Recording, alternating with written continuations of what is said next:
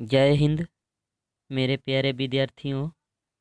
आप सभी का स्वागत है हमारे यूट्यूब चैनल सरस्वती मैथमेटिक्स में। तो दोस्तों, आज की इस वीडियो में हम लेकर के आए हैं एसपीडी साइंस का टेस्ट पेपर 11। तो दोस्तों, वीडियो को अंत तक देखिए। अगर वीडियो आपको अच्छा लगे तो लाइक करिए, अपने दोस्तों में शेयर करिए, और अगर आप हमारे चैनल पर नए हैं तो हमारे चैनल को सब्सक्राइब ज़रूर करिए, ताकि कोई भी नया वीडियो डालें तो नोटिफिकेशन आप तक पहुंच पाए। तो चलिए शुरू करते हैं। पहला क्वेश्चन नंबर पहला है, एवोगाड्रो संख्या का मान होता है। यानी कि पूछ रहा है कि एवोगाड्रो संख्या का मान कितना होता है। तो एवोगाड्रो संख्या का मान होता है जो ऑप्शन नंबर 2 यानी कि 6.023 गुने 10 के पावर 23। ठीक है, ऑप्शन नंबर 2 6.023 गुने 10 के पावर 23। तो इस प्रकार से। और क्वेश्चन नंबर 2 कह रहा है कि दूरी मापने की सबसे बड़ी इकाई है। दूरी मापने की सबसे बड़ी इकाई क्या है। ऑप्शन ए में दिया हुआ है पारसेक, ऑप्शन बी में दिया हुआ है प्रकाश वर्ष, ऑप्शन सी में दिया हुआ है धारा, और ऑप्शन डी में दिया हुआ है एम्पियर।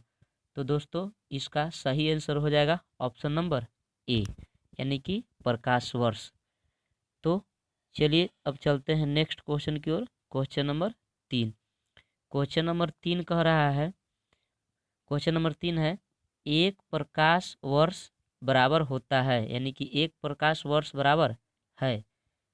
तो पहला ऑप्शन में दिया हुआ है 9.46 गुने 10 के पावर 9 मीटर। बी ऑप्शन में दिया हुआ है 9.46 गुने 10 के पावर 15 मीटर। सी ऑप्शन में दिया हुआ है 9.46 गुने 10 के पावर 18 मीटर। डी ऑप्शन में दिया हुआ है 9.064 गुने 10 के पावर 15 मीटर। तो दोस्तों, इसका सही आंसर हो जाएगा ऑप्शन नंबर बी, 9.46 गुने 10 के पावर 15 मीटर में। ठीक है, मीटर में। तो चलिए अब चलते हैं क्वेश्चन नंबर 4 की ओर।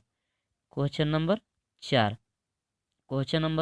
4 है कि 1 लीटर में कितना गैलन के बराबर होता है, या 1 लीटर कितना गैलन के बराबर होता है। ऑप्शन नंबर ए है 0.2642। ऑप्शन नंबर बी है 0.1642। ऑप्शन नंबर सी है 0.2442, और ऑप्शन नंबर डी है 0.2341। तो इसका सही आंसर हो जाएगा ऑप्शन नंबर ए। ठीक है, ऑप्शन नंबर 1 यानी कि 0.2642।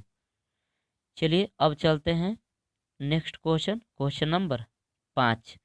क्वेश्चन नंबर 5 कह रहा क्वेश्चन नंबर 5 है, क्वेश्चन नंबर 5, एक फर्मी में कितना मीटर होता है। एक फर्मी में कितना मीटर होता है। ऑप्शन नंबर ए है 10 के पावर 12 मीटर, 10 के पावर 15 मीटर, 10 के पावर 18 मीटर, और 10 के पावर -10 मीटर। सब टोटल माइनस में दिया हुआ है।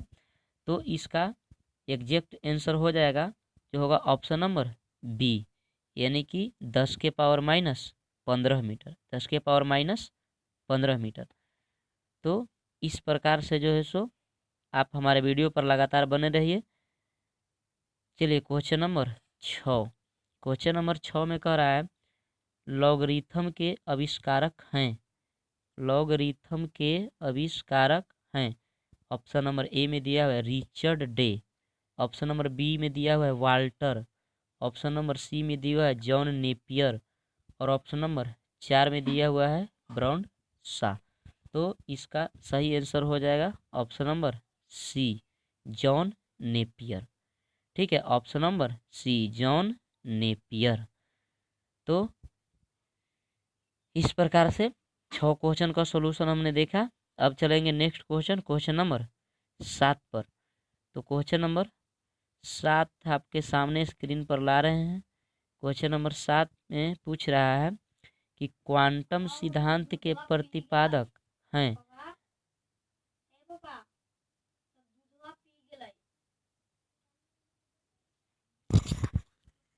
क्वेश्चन नंबर 7 में पूछ रहा है कि क्वांटम सिद्धांत के प्रतिपादक हैं। तो ऑप्शन ए में दिया हुआ है एडिसन, ऑप्शन बी में दिया हुआ है न्यूटन, ऑप्शन सी में दिया हुआ है मैक्स प्लैंक, ऑप्शन डी में है कूलम्ब। तो दोस्तों इसका सही आंसर हो जाएगा option number C. Option number C Max Planck. ठीक है, मैक्स प्लैंक। तो चलिए अब चलते हैं क्वेश्चन नंबर 8 पर।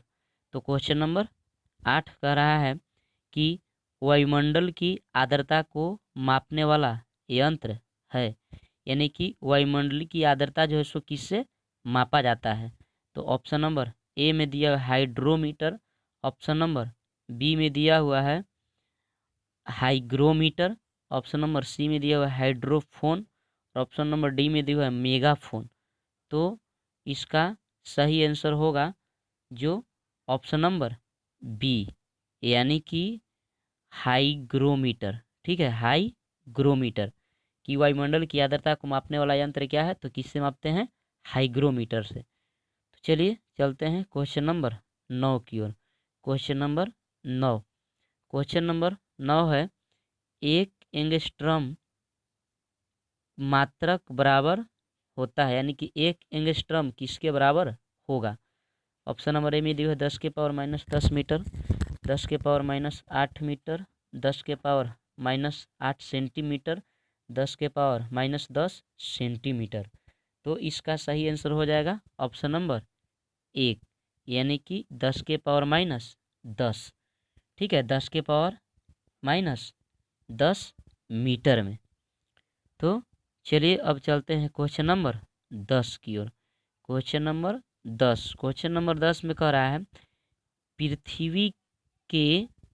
पृथ्वी के उपग्रह का कक्षीय वेग निर्भर करता है। ठीक है, पृथ्वी के उपग्रह का कक्षीय वेग निर्भर करता है। ऑप्शन है कक्षा की त्रिज्या पर, ऑप्शन नंबर बी उपग्रह के द्रव्यमान पर, ऑप्शन नंबर सी पृथ्वी से उपग्रह को दिए वेग पर, ऑप्शन नंबर डी सूर्य से उसकी दूरी पर। तो दोस्तों इसका जो सही आंसर हो जाएगा ऑप्शन नंबर ए, यानी कि कक्षा की त्रिज्या पर। ठीक है, कक्षा की त्रिज्या पर। तो चलिए अब चलते हैं क्वेश्चन नंबर 11। क्वेश्चन नंबर 11 कह रहा है घड़ी की चाबी में संचित ऊर्जा है। तो सभी को जानते हैं घड़ी की चाबी में संचित ऊर्जा है। ऑप्शन नंबर ए गतिज ऊर्जा, ऑप्शन नंबर बी दाब ऊर्जा, ऑप्शन नंबर सी स्थितिज ऊर्जा और डी कोई नहीं। तो इसका सही आंसर हो जाएगा ऑप्शन नंबर सी स्थितिज ऊर्जा। ठीक है, ऑप्शन नंबर सी स्थितिज ऊर्जा। घड़ी की चाबी में कौन सी ऊर्जा होती है, तो स्थितिज ऊर्जा। तो चलिए चलते हैं क्वेश्चन नंबर 12। क्वेश्चन नंबर 12 में कह रहा है कि यदि किसी पिंड के संवेग 50% बढ़ा दिया जाए तो गतिज ऊर्जा का मान।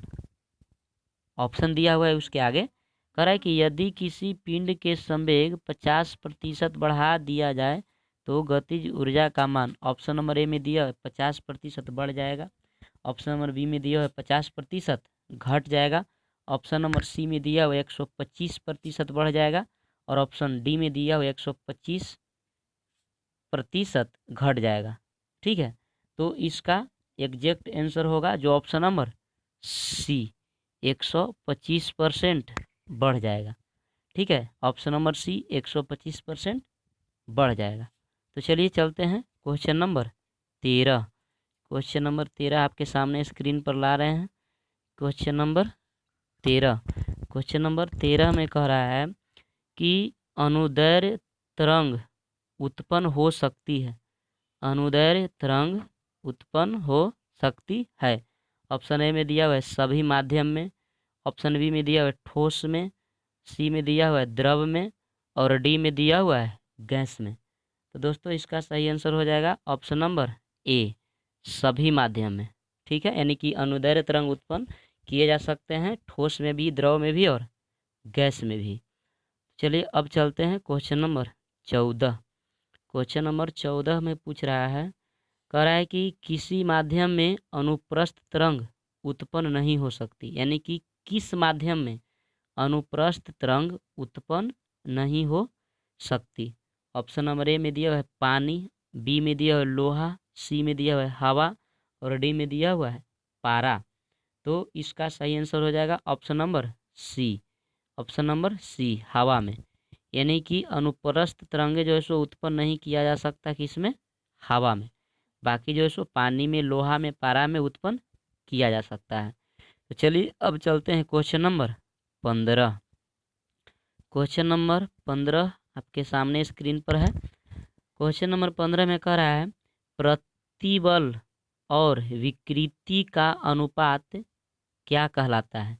प्रतिबल और विकृति का अनुपात क्या कहलाता है। ऑप्शन ए में दिया है प्रत्यास्था गुणांक, ऑप्शन नंबर बी में दिया है गुरुत्वाकर्षण नियतांक, ऑप्शन नंबर सी में दिया है जड़त्व आघूर्ण, ऑप्शन नंबर डी में दिया है प्लॉक नियतांक। तो इसका सही आंसर हो जाएगा प्रत्यास्था गुणांक। ठीक है, प्रत्यास्था गुणांक, यानी कि प्रतिबल और विकृति के अनुपात को क्या कहते हैं हम लोग, तो प्रत्यास्था गुणांक। चलिए अब चलते हैं क्वेश्चन नंबर 16, नेक्स्ट क्वेश्चन की ओर। नेक्स्ट क्वेश्चन है, नेक्स्ट क्वेश्चन कह रहा है कि नेक्स्ट क्वेश्चन है क्वेश्चन नंबर 16। क्वेश्चन नंबर 16 में कह रहा है पनडुब्बी आधारित है। ठीक है, पनडुब्बी आधारित है, पनडुब्बी आधारित है। ऑप्शन ए न्यूटन के प्रथम गति नियम पर, ऑप्शन बी आर्किमिडीज के सिद्धांत पर, ऑप्शन सी पास्कल के नियम पर, और डी ऊर्जा संरक्षण के सिद्धांत पर। तो इसका सही आंसर हो जाएगा option number B, option number B, Archimedes के सिद्धांत पर। ठीक है, पनडुब्बी किस पर आधारित है, यानी किस पर काम करता है, तो आर्किमिडीज के सिद्धांत पर। चलिए अब चलते हैं नेक्स्ट क्वेश्चन की ओर। Question number 17, question number 17। Question number 17 में कह रहा है कि समुद्र में तैरना नदी की अपेक्षा आसान है, क्यों। ठीक है, समुद्र में तैरना नदी की अपेक्षा आसान है, क्यों।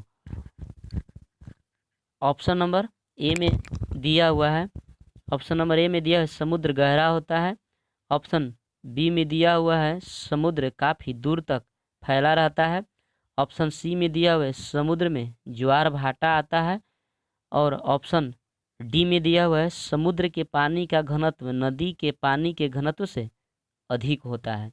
तो दोस्तों इसका सही आंसर हो जाएगा ऑप्शन नंबर डी, समुद्र के पानी का घनत्व नदी के घनत्व से अधिक होता है। ठीक है, तो इसका एग्जैक्ट आंसर होगा ऑप्शन नंबर डी, समुद्र के पानी का घनत्व नदी के पानी के घनत्व से अधिक होता है। तो चलिए अब चलते हैं क्वेश्चन नंबर नेक्स्ट क्वेश्चन की ओर। Question number 18, question number 18, question number 18 है, तरंग अपस्रव कही जाती है जब उसकी आवृत्ति हो, यानी कि जब उसकी आवृत्ति कितना से कितना हर्ट्ज होगा, या अधिक होगा या कम होगा, तो तरंग अपस्रव तरंग कहलाएगी।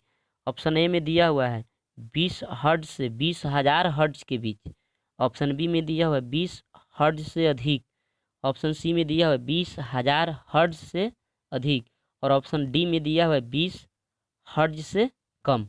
तो दोस्तों इसका सही आंसर होगा जो ऑप्शन नंबर डी कि 20 हर्ट्ज से कम।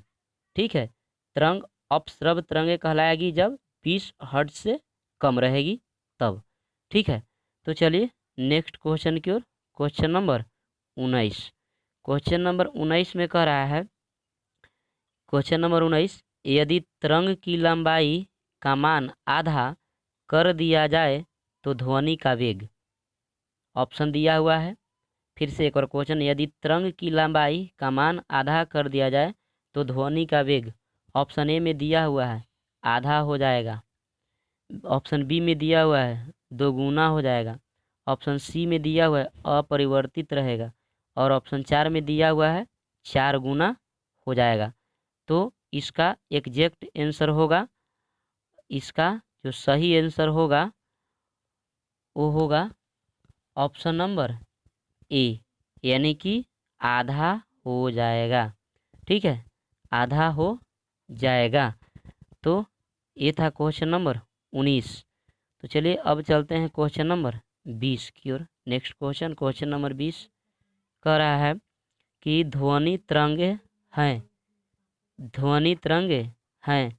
ऑप्शन ए में दिया हुआ है अनुदैर्घ्य, ऑप्शन बी में दिया हुआ है अनुप्रस्थ, ऑप्शन सी में दिया हुआ है विद्युत चुंबकीय, और ऑप्शन डी में दिया हुआ है इनमें से कोई नहीं।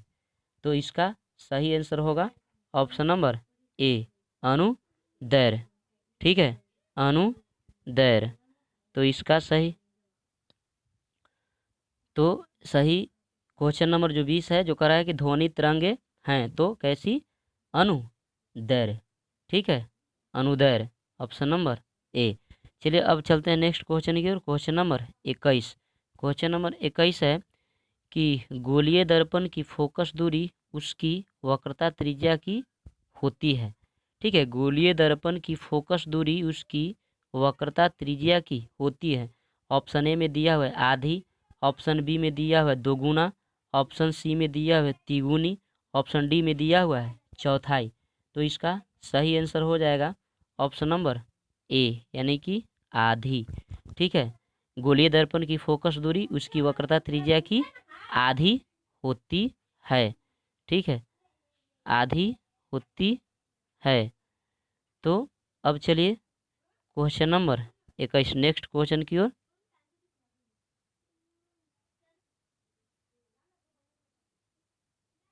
नेक्स्ट क्वेश्चन है क्वेश्चन नंबर 22। क्वेश्चन नंबर 22 आपके सामने है, कह रहा है कि क्वेश्चन नंबर 22 कह रहा है उत्तल दर्पण द्वारा बना प्रतिबिंब होता है। ठीक है, उत्तल दर्पण द्वारा बना प्रतिबिंब होता है। ऑप्शन ए में दिया है वास्तविक एवं सीधा, ऑप्शन बी में दिया है वास्तविक उल्टा, ऑप्शन सी में दिया है काल्पनिक सीधा, ऑप्शन डी में दिया है काल्पनिक उल्टा। तो दोस्तों इसका सही आंसर हो जाएगा काल्पनिक और सीधा। ठीक है, काल्पनिक और सीधा, कि उत्तल दर्पण द्वारा बना प्रतिबिंब कैसा होता है, तो काल्पनिक और सीधा। तो चलिए अब चलते हैं नेक्स्ट क्वेश्चन, क्वेश्चन नंबर 23। तो क्वेश्चन नंबर 23 है, जो क्वेश्चन नंबर 23 में कह रहा है कि प्रकाश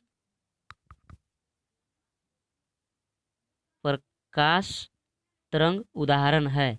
ठीक है, क्वेश्चन नंबर 23 में पूछ रहा है प्रकाश तरंग उदाहरण है। ऑप्शन ए में दिया हुआ है ध्वनि तरंग का, ऑप्शन बी में दिया विद्युत चुंबकीय अनुप्रस्थ तरंग का, ऑप्शन सी में दिया है पराबैंगनी तरंग का, और ऑप्शन डी में दिया हुआ है इनमें से कोई नहीं। तो इसका सही आंसर हो जाएगा ऑप्शन नंबर बी, विद्युत चुंबकीय अनुप्रस्थ तरंग का। ठीक है, ऑप्शन नंबर बी हो जाएगा विद्युत चुंबकीय अनुप्रस्थ तरंग का। प्रकाश तरंग किसका उदाहरण है, तो विद्युत चुंबकीय अनुप्रस्थ तरंग का। चलिए अब चलते हैं next question, question number 24। Question number 24 का रहा है कि फोटोग्राफी कैमरे का अभिदृश्यक लेंस होता है। फोटोग्राफिक कैमरे का अभिदृश्यक लेंस होता है। ऑप्शन ए में दिया हुआ है अवतल, ऑप्शन बी में दिया हुआ है उत्तल, ऑप्शन सी में दिया हुआ है उभयोत्तल, और इनमें से कोई नहीं। तो इसका सही आंसर होगा ऑप्शन नंबर बी, उत्तल। ठीक है, यानी कि फोटोग्राफी के कैमरे में हम लोग जो सो अभिदृश्य के रूप में किस लेंस का प्रयोग करते हैं, तो उत्तल लेंस का। तो चलिए अब चलते हैं नेक्स्ट क्वेश्चन की ओर। Question number 25। क्वेश्चन नंबर 25 पूछ रहा है कि E = mc² का प्रतिपादन किए थे किसने, यानी कि वैज्ञानिक के नाम पूछ रहा है कि E बराबर mc² के प्रतिपादक कौन थे। ऑप्शन ए में दिया है रदरफोर्ड, ऑप्शन बी में दिया हुआ है आइंस्टीन, ऑप्शन सी में दिया है नील्स बोर, ऑप्शन डी में दिया है एनरिको फर्मी। तो दोस्तों इसका सही आंसर हो जाएगा ऑप्शन नंबर बी, आइंस्टीन ने। ठीक है, किसने? आइंस्टीन ने। तो चलिए अब नेक्स्ट क्वेश्चन की ओर, question number 25। Question number 25, question number 25 करा है थोरियम का नाभिक को बदला जा सकता है। ठीक है, थोरियम का नाभिक को बदला जा सकता है। ऑप्शन ए में दिया यूरेनियम में, प्लूटोनियम में, पोलोनियम में, रेडियम में। यानी कि थोरियम के नाभिक को किस में बदला जा सकता है? ठीक है, यूरेनियम में कि प्लूटोनियम में कि पोलोनियम में कि रेडियम में। तो दोस्तों इसका सही आंसर हो जाएगा ऑप्शन नंबर बी, प्लूटोनियम में। ठीक है, किस में बदला जा सकता है? प्लूटोनियम में। तो चलिए अब चलते हैं नेक्स्ट क्वेश्चन, क्वेश्चन नंबर 27 जो आपके सामने स्क्रीन पर दिखाई दे रहा है। Question number 27।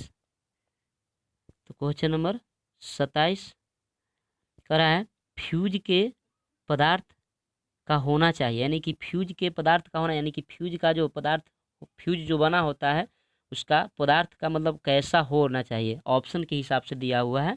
ऑप्शन ए में दिया उच्च प्रतिरोध होना चाहिए, निम्न गलनांक होना चाहिए, उच्च नम्यता होना चाहिए या उच्च गलनांक होना चाहिए। तो दोस्तों इसका सही आंसर हो जाएगा ऑप्शन नंबर बी, यानी कि निम्न गलनांक होना चाहिए। ठीक है, फ्यूज के पदार्थ का प्रतिरोध होना चाहिए, निम्न गलनांक होना चाहिए। तो निम्न गलनांक होना चाहिए। अब चलते हैं क्वेश्चन नंबर 27। तो हो ही गया क्वेश्चन नंबर 28 जो आपके सामने स्क्रीन पर दिखाई दे रहा है। कह रहा है कि निम्न विद्युत चुंबकीय तरंगों में किसकी आवृत्ति अधिकतम होती है? कि निम्न में विद्युत चुंबकीय तरंगों में से किसकी आवृत्ति अधिकतम होती है? ऑप्शन ए में दिया हुआ है एक्स किरण, ऑप्शन बी में दिया हुआ है, यहाँ पर दोनों ऑप्शन एक ही दिया हुआ है, यहाँ पर कोई ऑप्शन गामा किरण होना चाहिए। ठीक है, तो यहाँ पर दोनों ऑप्शन एक ही दिया हुआ है, मिसप्रिंट है। तो ऑप्शन ए में दिया हुआ एक्स किरण, ऑप्शन बी में भी दिया हुआ एक्स किरण, और ऑप्शन सी में दिया हुआ पराबैंगनी किरण, और ऑप्शन डी में दिया हुआ है अवरक्त किरण। ठीक है, तो इसका एग्जैक्ट आंसर होगा अवरक्त विकिरण। ठीक है, अवरक्त विकिरण। दोस्तों अगर मान लिया जाए कि अगर क्वेश्चन आंसर कराते समय अगर कोई आंसर गलत बोला जाए तो उसके लिए कमेंट बॉक्स में लिख देना है, फिर हम उसको सुधार करेंगे। ठीक है, बाकी आप हमारे वीडियो पर लगातार बने रहिए और वीडियो को पूरा देखिए। अगर अच्छा लगे तो लाइक करिए, अपने दोस्तों में शेयर करिए और हमारे चैनल को सब्सक्राइब जरूर करिए ताकि जल्द से जल्द लाइव क्लास हम दे सकें। तो चलिए अब चलते हैं next question, question number 29। Question number 29, question number 29 कह रहा है, 29 है कि ऊर्जा का क्षय कम होता है। ठीक है, ऊर्जा का क्षय कम होता है। ऑप्शन ए में दिया है दिष्ट धारा में, ऑप्शन बी प्रत्यावर्ती धारा में, ऑप्शन सी दोनों प्रकार की धारा में यानी कि ए और बी में, और डी में दिए हुआ है कोई नहीं। ठीक है, तो इसका एग्जैक्ट आंसर होगा ऑप्शन नंबर ए, यानी कि दिष्ट धारा में। ऊर्जा का क्षय कम होता है किस प्रकार के धारा में? दिष्ट धारा में। तो चलिए अब चलते हैं क्वेश्चन नंबर 30। नेक्स्ट क्वेश्चन 28 है। क्वेश्चन नंबर 28 में पूछ रहा है, 28 नहीं सॉरी 30 होगा। ठीक है, 30 होगा कि एक बार देख लेते हैं। ठीक है, क्वेश्चन नंबर 30, क्वेश्चन नंबर 30 में कह रहा है कि ट्रांसफार्मर किस सिद्धांत पर आधारित है? ट्रांसफार्मर किस सिद्धांत पर आधारित है? ऑप्शन ए में दिया है विद्युत चुंबकीय प्रेरण, ऑप्शन बी में दिया है चुंबकीय प्रेरण, ऑप्शन सी में दिया है स्व प्रेरण, और ऑप्शन डी में दिया हुआ है अन्योन प्रेरण। तो दोस्तों इसका सही आंसर हो जाएगा ऑप्शन नंबर बी, चुंबकीय प्रेरण। ठीक है, ट्रांसफार्मर किस सिद्धांत पर आधारित है? तो चुंबकीय प्रेरण के सिद्धांत पर। तो चलिए अब चलते हैं next question, question number 31। Question number 31, question number 31 है, कह रहा है कि घरेलू प्रकाश के लिए प्रयुक्त लैंप किस क्रम में जोड़े जाते हैं। घरेलू प्रकाश के लिए प्रयुक्त लैंप किस क्रम में जोड़े जाते हैं। ऑप्शन ए में दिया हुआ है श्रेणी क्रम में, ऑप्शन बी में दिया हुआ है समांतर क्रम में, ऑप्शन बी में दिया है समांतर क्रम में, ऑप्शन सी में दिया है मिश्रित क्रम में, और ऑप्शन डी में दिया कोई निश्चित नहीं है। ठीक है, कोई निश्चित नहीं है। तो इसका सही आंसर हो जाएगा दोस्तों ऑप्शन नंबर बी हो जाएगा, यानी कि समांतर क्रम में। ठीक है, समांतर क्रम में। तो चलिए क्वेश्चन नंबर 22, क्वेश्चन नंबर 22 आपके सामने स्क्रीन पर दिखाई दे रहा है। क्वेश्चन थोड़ा सा और ऊपर कर देते हैं ताकि पूरा पूरा लग जाए आपको बढ़िया से। क्वेश्चन नंबर 22 नहीं 32 करा है कि ऊष्मा ऊष्मा ऊष्मा किस प्रक्रिया से सर्वाधिक तीव्र गति से स्थानांतरित होती है। ठीक है, ऊष्मा किस प्रक्रिया से सर्वाधिक गति से स्थानांतरित होती है। ए में दिया हुआ है चालन, ऑप्शन बी में दिया हुआ है संवहन, ऑप्शन सी में दिया हुआ है विकिरण, और ऑप्शन डी में दिया हुआ इनमें से कोई नहीं। तो दोस्तों इसका सही आंसर हो जाएगा ऑप्शन नंबर सी विकिरण। ठीक है, कि ऊष्मा किस प्रक्रिया से सर्वाधिक तीव्र गति से स्थानांतरित होती है, तो विकिरण विधि से। ठीक है, तो चलिए अब चलते हैं नेक्स्ट क्वेश्चन की ओर। Question number 33, question number 33, question number 33। तो क्वेश्चन नंबर 33 में करा है कि न्यूनतम संभवतः ताप है, यानी कि न्यूनतम संभवतः ताप है। ऑप्शन में दिया हुआ है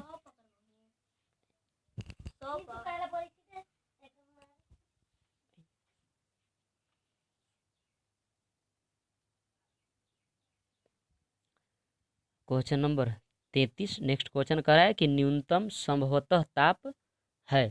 ठीक है, तो दिया हुआ ऑप्शन की -273 degree Celsius, 0 degree Celsius, option C में दिया है -300 डिग्री सेल्सियस, और ऑप्शन डी में दिया है 1 डिग्री सेल्सियस। तो दोस्तों इसका सही आंसर हो जाएगा यानी ऑप्शन नंबर ए। ठीक है, option number A -273 degree Celsius. तो चलिए अब चलते हैं नेक्स्ट क्वेश्चन की ओर। क्वेश्चन नंबर 34, क्वेश्चन नंबर 34 कराए कि यदि वायुमंडल न होती तो दिन की अवधि होती। ठीक है, क्वेश्चन में कह रहा है कि यदि वायुमंडल न होती तो दिन की अवधि होती। ऑप्शन ए में दे रहा है कम, ऑप्शन बी में पूछ रहा है ज़्यादा, ऑप्शन सी में कह रहा है अपरिवर्तित, और ऑप्शन डी में आधी। तो दोस्तों इसका सही आंसर होगा जो होगा option number A come.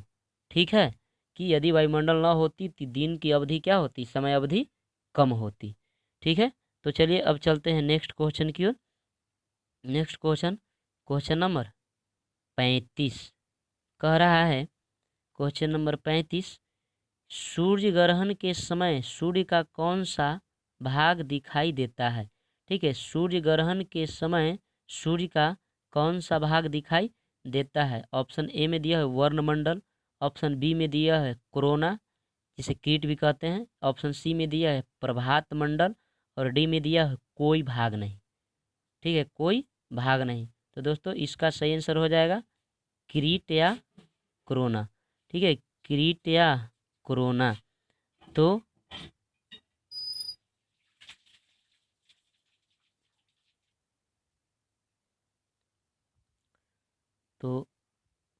Next question है जो दिया हुआ है आपके सामने स्क्रीन पर है।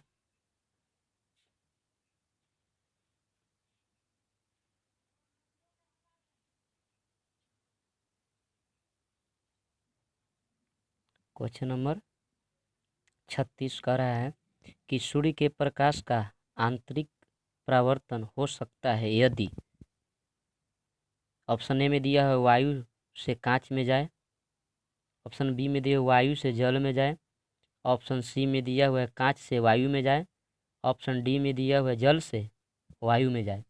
तो इसका सही आंसर होगा ऑप्शन नंबर सी।